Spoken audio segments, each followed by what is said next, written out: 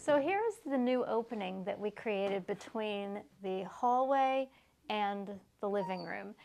These doors actually are historic, but they are not original to this house. We got these doors at Zaborski. We added the hardware. These are pocket doors, so they actually slide into the wall.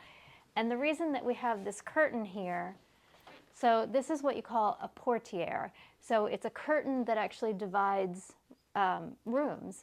And we specifically designed this curtain with soundproof fabric because, again, this was designed to be a separate unit from upstairs, so we wanted to have some sound dampening because of this new opening here.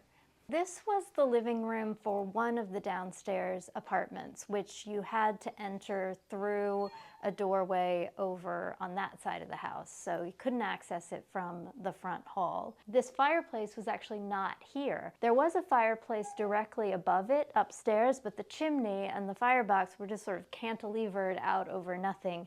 The chimney did not go all the way down into the basement. So we rebuilt the entire chimney all the way up from the basement, created this fireplace here, which is actually what's called a Rumford fireplace. So you see it's actually a very small firebox, and it's pretty shallow, but it's angled out on the side. It's a design that's been around for hundreds of years, primarily for heating a space. So you would not cook in a fireplace like this. This is the type of fireplace that it might have originally had.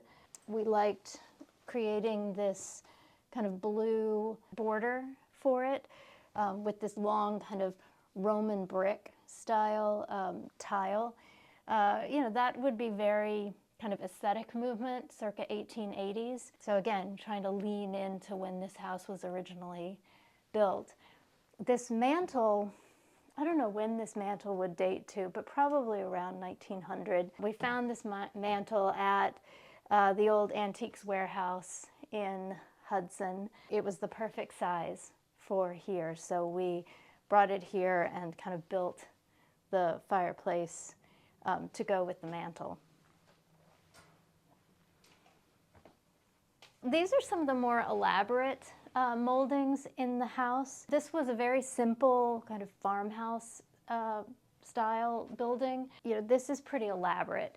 We didn't try to replicate that in any of the new openings that we created, but we just did the flat casing with the idea that we could always add that more elaborate detail sometime in the future.